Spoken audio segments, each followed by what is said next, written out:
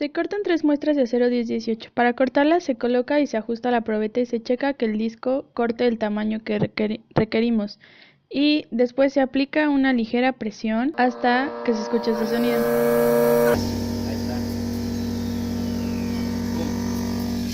Esto quiere decir que la pieza ya está lista, se puede retirar. Después se va a preparar la mezcla para la cementación. Se muele carbón, 85 gramos. Se pesan 2 gramos de carbonato de sodio, 10 gramos de carbonato de bario, 3 gramos de carbonato de calcio y se mezclan todos y se ponen en las cajas. Se pone una base inferior, se ponen las piezas, se cubre totalmente y se sella la caja con arcilla. Se calienta la mufla y se meten las piezas al horno por 12 horas a 900 grados. Tiene un recalentamiento a 800 grados centígrados por 15 minutos. Después se templan las piezas en agua. Luego se hace un revenido a 200 grados centígrados por 15 minutos. Cada una de las 3 muestras se monta en baquelita, se pule y a las probetas con la pieza templada y revenida se les hace dureza Vickers. A partir de la orilla hacia el centro se van a hacer indentaciones y la probeta que no recibió tratamiento térmico se ataca con metal para determinar el tamaño de grano. Como se muestra aquí, tenemos nuestro diagrama de flujo sobre el proceso de los tratamientos térmicos. En la primera etapa es donde colocamos las piezas en la caja. Después se hizo un tratamiento a 900 grados por 12 horas. Después se hizo el enfriamiento en la misma caja. Se cortaron las muestras para después hacer un recalentamiento a 800 grados por 15 minutos.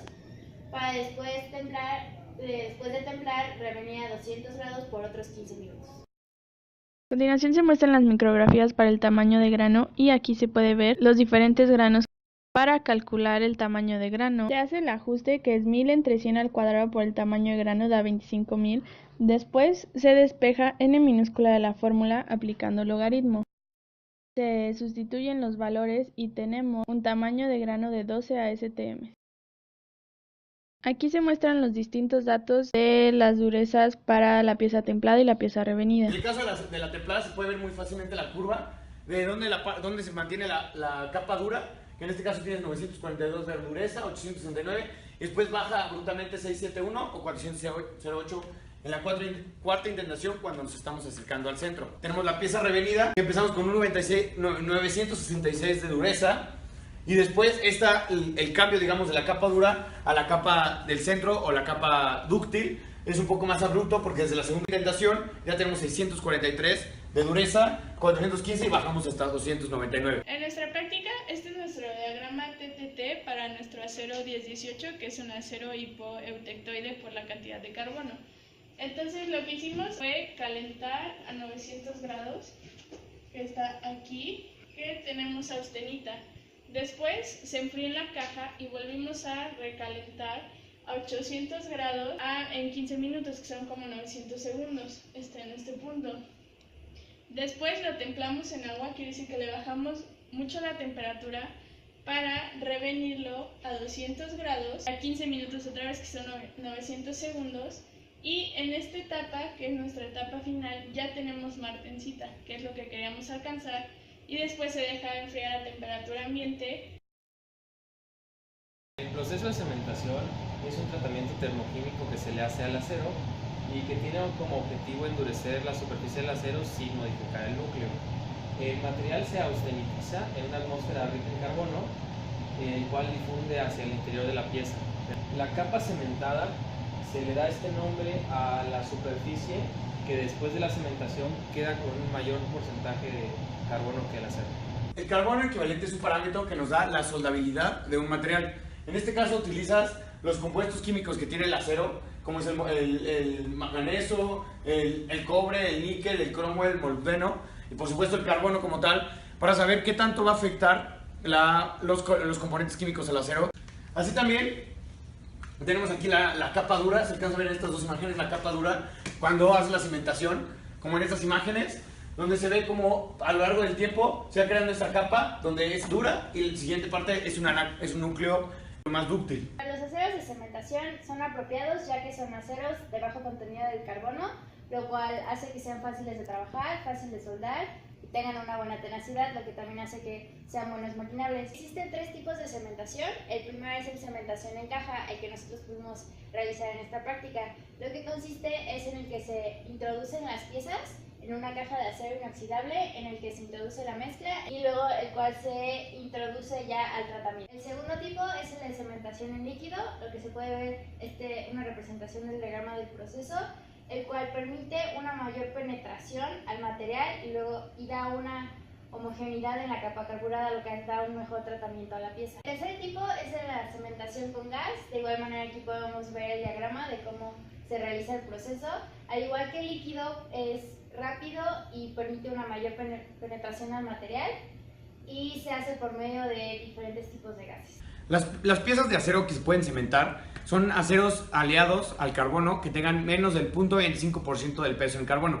Esto es porque al cementar lo que le estás metiendo es carbono a la superficie, por lo tanto no deben tener demasiado porque si no ya te pasas, digamos, el límite, ya tiene otras propiedades. La mayoría de las piezas cementadas lo que se utiliza son para engranes o piezas de maquinaria pesada o motores.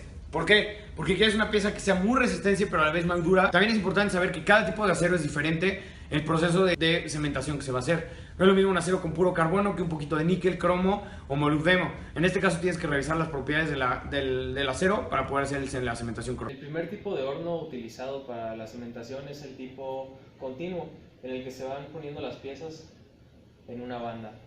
Es adecuado para altas producciones, para muchas piezas al mismo tiempo. El segundo tipo es el tipo batch.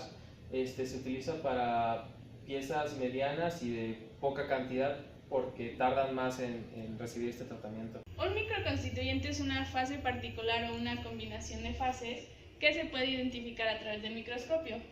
Y también es la estructura resultante. Entonces, para esta práctica nosotros tenemos nuestro microconstituyente eutectoide. Sería martensita porque la austenita se convierte en martensita, que es a lo que queremos alcanzar. Y nuestro primario, por ser hipoeutectoide, porque tenemos 0.18% de carbono, nuestro microconstituyente primario es ferrita. Para resolver el problema, los datos que tenemos es la temperatura de 930 grados centígrados y el tiempo de 8 horas, que se tiene que convertir la temperatura a Kelvin y el tiempo a segundos. También tenemos las concentraciones en la superficie, la concentración inicial y la concentración a una distancia x. Al sustituir en la fórmula de la función de error, obtenemos un RF de 0.91 que se busca en las tablas y obtenemos una Z de 1.2. Para esto, la Z es igual a x entre 2 raíz de t por d y necesitamos obtener d, que también se obtiene de tablas. Sacamos q, que es 32.900, y d0, que es 0.23. Al sustituir en la fórmula, obtenemos una d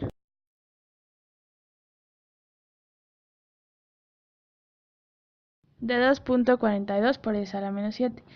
Esto se despeja de la fórmula de z, se despeja x, sustituyendo todos los valores que ya sacamos de tablas y obtenemos una x de 0.2 centímetros.